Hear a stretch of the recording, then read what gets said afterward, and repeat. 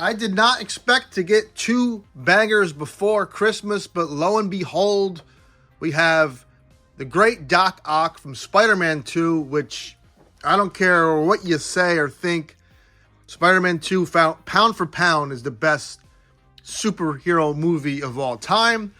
I know Tobey Maguire's face is annoying, but let's just leave it at that. We will talk about this figure today on Toy Gains. Hey! Oh! Toy Gains! Toy Gains! Okay, so real quick, I want to thank Pock Photos for having me on the channel last night. And I want to thank all my friends on the channel that came over there to check us out. Really nice guy, true gentleman, very easy to talk to. We ended up talking for like a half hour longer after the show, just about bullshit. It was like old friends, a friend I never knew I had. So that's cool. You know, and I guess when we're all collecting toys, we automatically have something in common.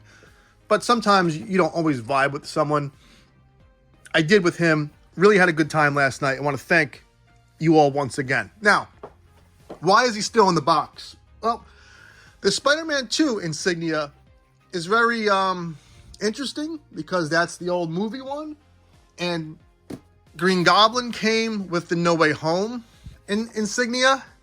And I just wanted to say the word insignia because I've never have before in my life. But no, I just thought that was interesting. I happen to have the old Toy Biz Spider-Man 2 Doc Ock that will surely go down in value now. But there's a reason I didn't sell this figure, and I would feel weird. I would feel weird having this figure in my hand and not mentioning it. So locally, I do toy shows. I don't really buy people's collections, but a woman messaged me and said, "Hey, do you buy collections?" And I said, "No, but I have a friend who does, and we'll come take a look at it." Her husband, who was a little older than me, unfortunately passed away. And this was like, she didn't know what to do with his collection. And when you buy, the finder's fee for my friend, instead of money, I said, "Can I pick out a figure?" And I had to have this. So I would feel weird for some reason not bringing that guy up. I don't recall his name, and I wouldn't want to dox him anyway. But if there is some type of heaven or anything out there, thanks, brother. And I don't know, rest in peace. I don't know. I would just feel weird. I'm sorry if that was a downer, but let's get on to the toy. Let's get him out of the box. Believe it.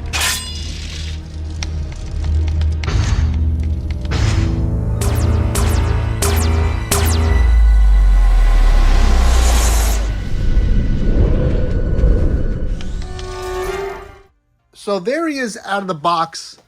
Let's talk first impressions and what's inside the box. This is pretty much how I will display him, and I'm happy with this display. Unfortunately, you need a DC Multiverse stand to put him in the air. These legs are maybe going to hold him in the air if you try. They are bendy. We will get to that. But first impressions out of the box, he looks really nice. I mean, he's an upgrade, obviously, from...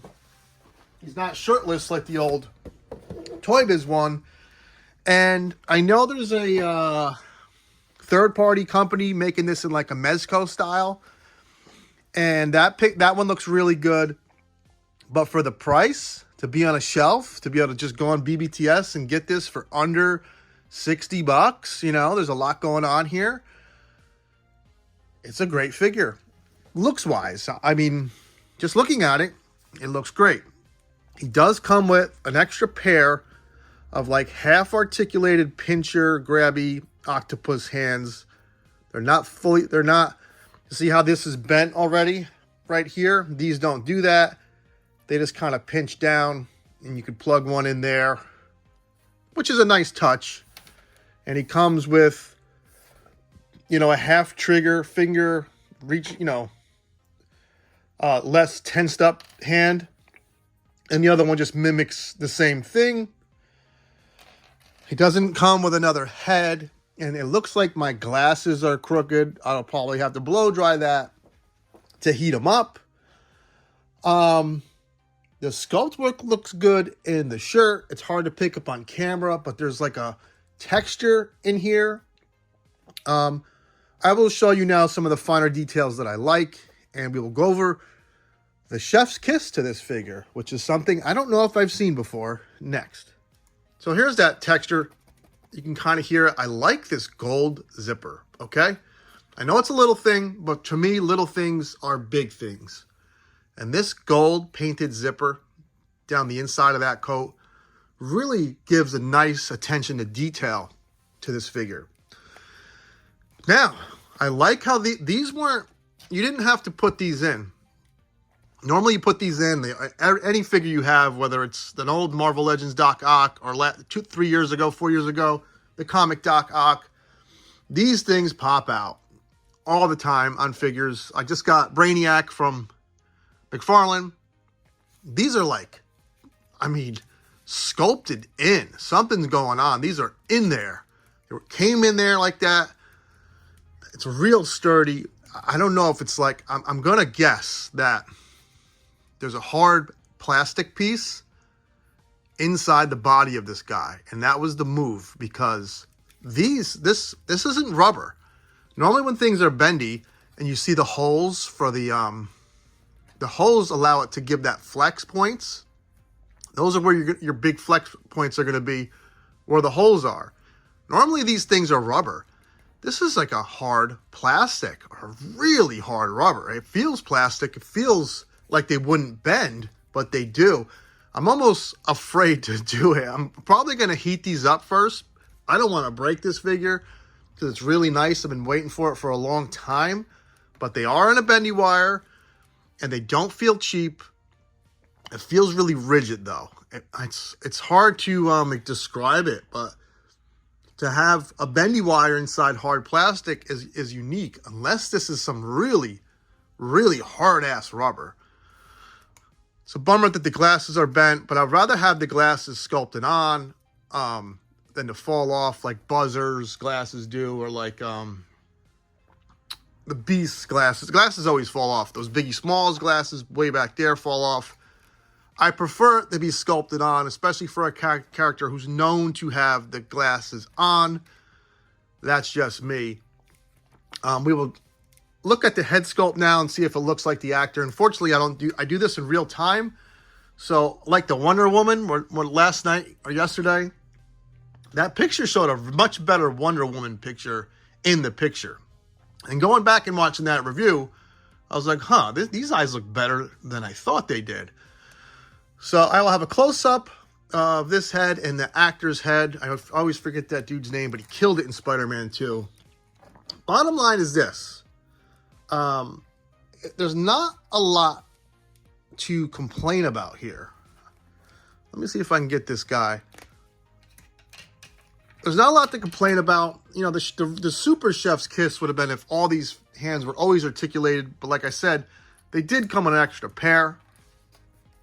I don't think... Oh, look at that. Standing up without a stand. That is pretty rad. That's what you want.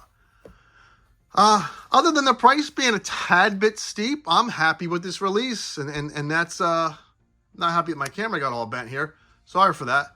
That's, you know, a good way to finish the year. This will probably be the last figure I get this year. And I got Wonder Woman yesterday. What a great freaking year it's been for toys. I will have some... picks now. I will show the heads with the actor's head, and I will show the dream of what all this was about, is getting all these figures together, getting, you know, him with other Spider-Man. Here's a Mezco Spidey. Now, I don't think Mezco is doing this version of Doc Ock, but Mezco is doing like a classic comic book Doc Ock. This is a great year for toys, great year to be a Spider-Man fan. Take care, have fun. Those picks are coming now.